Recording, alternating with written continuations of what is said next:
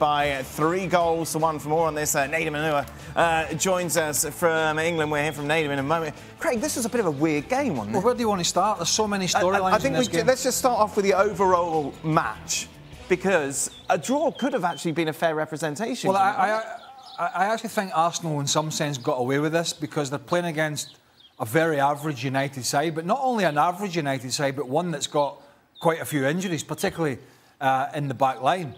And as you said, they ended up with Harry Maguire and Johnny Evans, who'd have had to give a 1-year contract at 36 because they're short of numbers.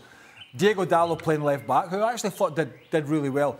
Here's one of the problems. United are trying to pass the ball out from the back, and they've got 2 defenders at the moment that can't pass the ball, Lindelof and Wan-Bissaka. So that's a problem straight away. But in terms of, the game and Arsenal, I thought they huffed and they puffed, but they're not convincing. And you know what I'm going to say here? Mikel Arteta, and they've won the game, and it's 3 points. But he's got a couple of weeks of an international break to try and figure out how he gets off this Kai Havertz train. Because most of us have said it. Are they a better side or a weaker side with Kai Havertz? And the answer is weaker. He's a passenger. Look at his contributions again today. A whiff from 8 yards. The ball that got Man United back in the game, the giveaway. The falling over basically for the penalty. A few 5-yard passes here and there. And that was it. So Arsenal are a weaker side with Kai Havertz on the side, not a stronger team. So how long will that last? When City are going to be running away and churning results out, how long can you play when you've basically got a passenger in the side? That's what Havertz is. It's going to last as long as they keep winning. Because as long as they keep winning, he'll be able to justify keep playing them and keep trying to get out of him what it is. Why does he have to justify it? Well, because they paid 65 million for him and he wanted him. So any coach is going to a player that he specifically wanted, he's going to give him as much rope as he can. So why did Guardiola do the job? Stevie, and whilst they're winning, right?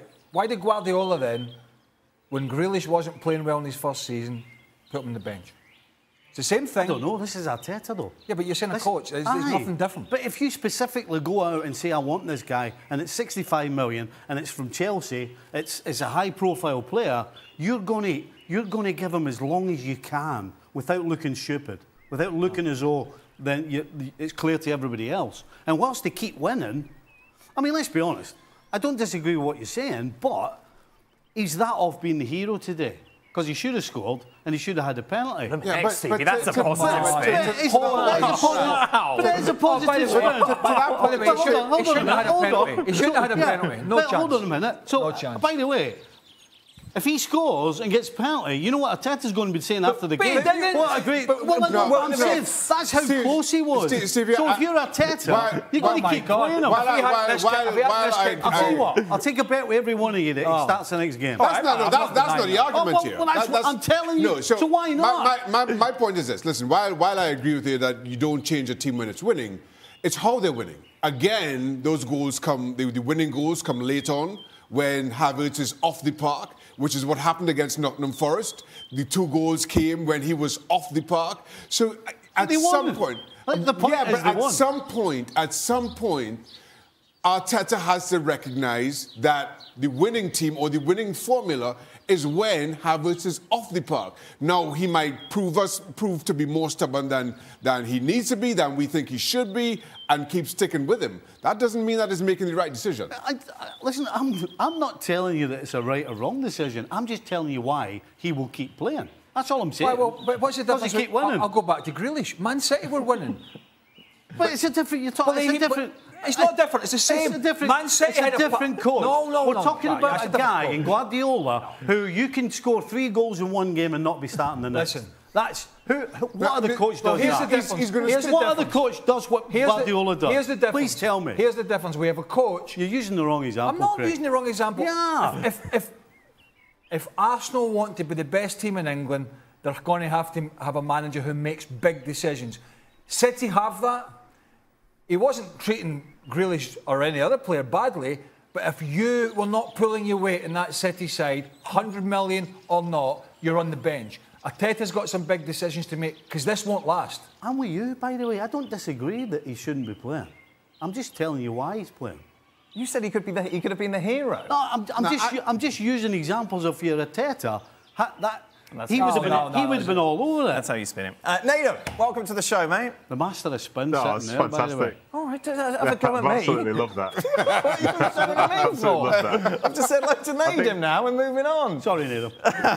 No, it's fine. I think it's so interesting because with Havertz, I feel like we've reached a point whereby are people going to say that they think he's a bad player or they're going to say that they think he's out of form? If you think he's out of form, then he'll need to play to find that form. But I think, as the guys have been saying, Arsenal have looked good without him. And I think one person who's not getting much of a mention is Vieira. Last week he won a penalty. This week he's getting the assist. And he'll play a similar position to Havertz and will know the system that bit more because he's been there a year longer. So I think it is somewhat of a question. But with the new signing, like as Stevie was saying, do you not keep him in to hope that he finds his feet? But as I say, I'd ask the guys, do you think he's a bad player or do you think he's just out of form right now? No, I think he's looking like a bad player right now because it's been for so long. And I think he's putting himself in positions on the pitch where, and I think it was Shaq that said to me before we come on, you could suggest he's hiding a little bit. Yeah. And that's just not a good scenario to be in. Look, you've got to ask yourself a question. Are City going to come back to the pack? That's highly unlikely. Now, the gap's only 2 points. I know it's very early in the season, but are they going to come back to the pack? And I watched you boys yesterday. They're not playing brilliantly, but they're seeing teams off. They've got a guy up front putting the ball in the back of the net. When you're chasing that kind of quality, can you afford to continue to say, we've got a passenger, I've paid a lot of money for him, we keep giving him time? Right. It's not just the results. Other players start to ask questions. Nathan talked about the guys that come in, Fabio Vieiras and the people like that, Trossards. They might start to sit back and go, why am I not getting a game when we're carrying this guy? And I'm sorry to say this about Kai Havertz. There is no evidence that there's any difference from his performances from Chelsea, none whatsoever. And that's a really good point, because to your previous example around Grealish was an outstanding player for Aston Villa. So even though he comes into City, doesn't quite work out, you do want to give him some time, maybe it's time on the bench. With Havertz, you've not seen anything of him to warrant certainly the price tag or to warrant the faith that Arteta has shown him this early season. You've not seen that since he left Germany. So I think we are gone way past whether he's out of form. He's been out of form since he arrived in English football. And now I think that Arteta is trying to justify what he was trying to sell us all summer, why he spent that kind of money, why he thought he was as good a footballer as he is. And again, to Chris' point, while City aren't playing great right now, I don't think they were great first half of the season last year either. But City have this way of continuing to get results. And then down the stretch, there is simply nobody better in English football right now. So you cannot afford them to get any kind of a head start, because even when you get a head start, you can't take that for granted. So with City with a head start, the race could be all over come Christmas. This is a scenario we all sat and talked about. Yeah, before a ball was even kicked. I want to move on from Havertz a little bit. When I asked Craig whether Arsenal got away with one and 1-1 could have been a fair representation of the game, you pulled a face. I did pull a face. Why? Well, because Manchester United deserved, in my opinion, exactly what they got. Man United didn't go there to win the game. Man United went there to do what mid-table Premier League sides do against the so-called big boys, is sit tight and try and break. They were a hair away, weren't they, from going 2-1 up? But that's got nothing to do with the way they played, though. That's to do with the fact that Arsenal couldn't break them down, and you've got to give United credit that for most of the game they defended well. Were Arsenal the superior team? Arsenal were a better side than... Dan, please explain to me what Manchester United are about. I have no idea what Manchester United are trying to do, other than defend and then try and break. And if it's not Rashford, it's nobody else. But there's nothing else going on. Well, in fairness, though, they are hamstrung. It's not a great squad. I don't think it's a great squad, but they are hamstrung with some bad injuries, particularly at the back. I mean, Shaw's a good player. Varane's a World Cup winner, but I'm sorry, once again, we have a wide player in Anthony. I don't know what to say. It took them... And Anthony Martial, I was listening to the commentary, I think it's 8 years they were saying he's been there now. What a humongous waste of talent. The only thing is Hoyland came on and He looked lively coming does. on. And that maybe changes things for Manchester United. But I totally agree in that this is not a good Manchester United team. Martial just gives you nothing really to believe in. But at the same time, when they put up the full screen on the stats, and I saw you see 55% possession Arsenal to 45, to me it felt like a whole lot more. It felt like Arsenal dominated the game a whole lot more. Yet, Onana made the one save from Saka. Mm-hmm. Straight at him. Martinelli whizzed one by a post. And I don't think Arsenal tested him otherwise. So for all Arsenal's dominance, supposed dominance that we're seeing here, for as much as they were the better team, Onana had a day that could quite easily been just the one goal and no saves to talk about. That flashy Arsenal, that exciting Arsenal to watch that we saw a lot last season, Nadem, which really haven't seen at all this campaign. No, I would say not as yet, to be honest. But then also they've done what they did last year in terms of going out once the clock hits 90. They've continued to find a way to get a result. I think scoring the 2 goals today is very much a testament to that.